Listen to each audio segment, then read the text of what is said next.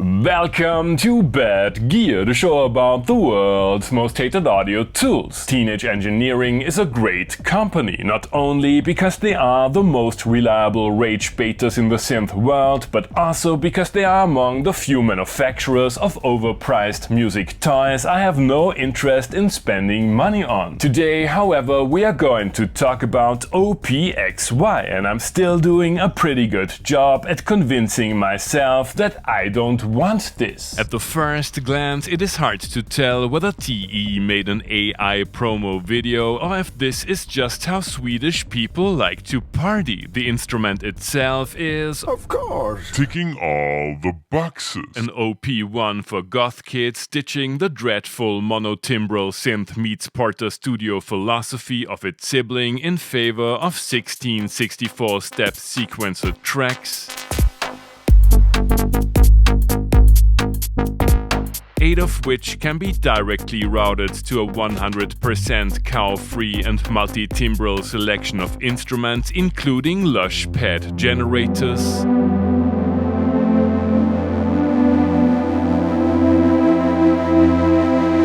underwhelming wafts of hot air, arty-farty noise, and a few more conventional tones.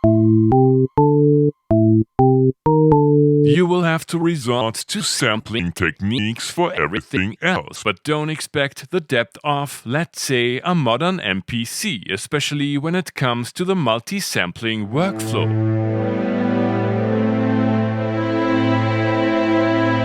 You will have to make do with mostly global controls for the drum sample instruments. There are basic envelope, filter, and modulation settings, a pitch bend pad on the side.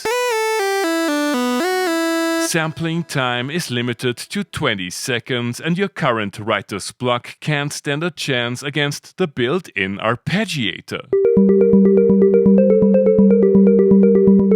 24 voices of total polyphony can be a limitation though. The sequencer is easy to use and boasts contemporary features like motion recording and parameter locks. But things get more interesting as soon as you implement the step component system reminiscent of the OPXY. Program dynamics to go with whatever the clicky gaming keyboard-like buttons with their presumably accelerometer-based velocity spit out, program ratchets, and add a little sauce with ramps, bends, and per-step randomization.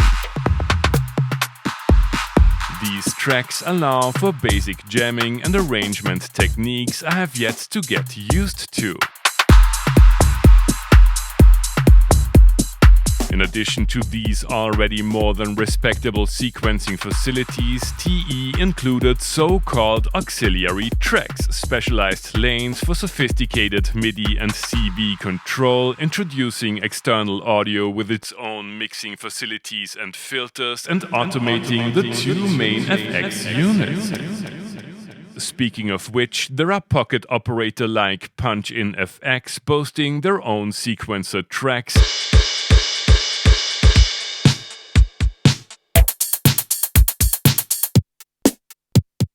and a tape track offering effects similar to Ableton's Beat Repeat.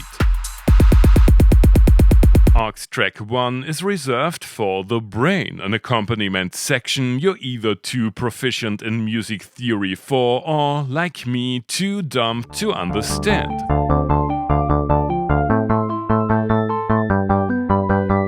The mixer, however, is straightforward with a few mastering gimmicks like a performance-friendly EQ, saturation, semi-intelligent bus control, and a basic compressor.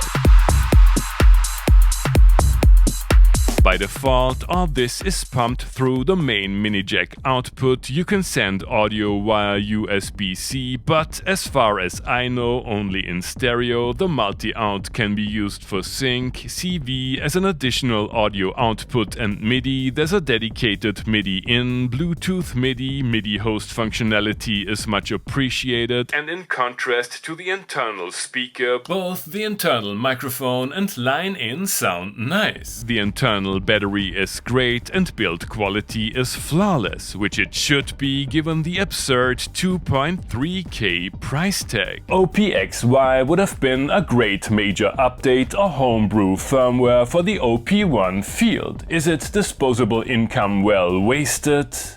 You have already heard XY in today's intro tune. I did my best and it didn't work. Let's try to do better in a little jam from the pre-RTFM phase.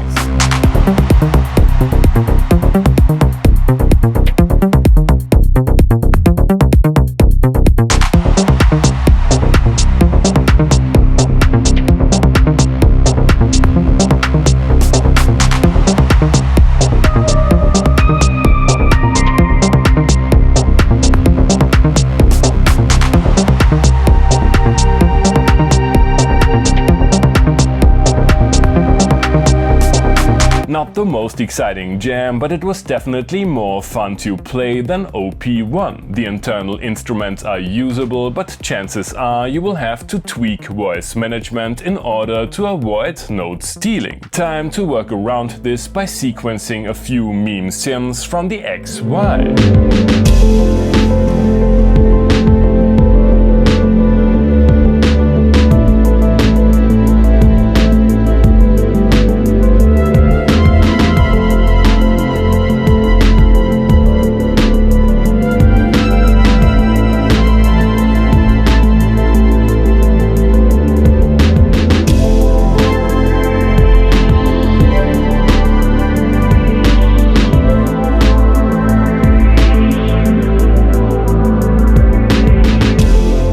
Fascinating, the little Walker and crusty old Boss drum machine effortlessly deliver the charm and character you have to work hard for on the XY. It is a pretty good pad machine though. I wanna know if we can make it punch as hard as software by, yes, sending it through a few plugins in Don't Take That Thing to the Beach. You might be driving up real estate prices and the cocktails are already getting weaker by the season. Boots and Cats and FuturePsy.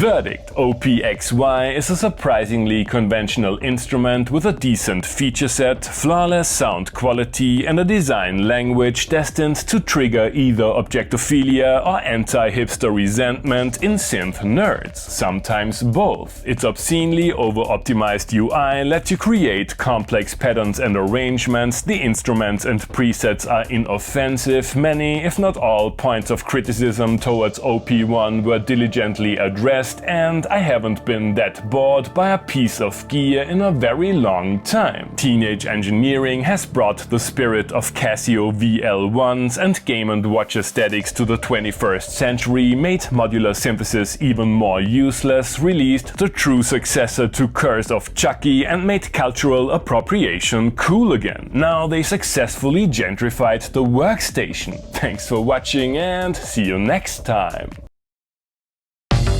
Hey guys, I hope you enjoyed the episode. Feel free to like, subscribe, become a patron and use one of the links down below to support the channel regardless of what your gas commands you to buy.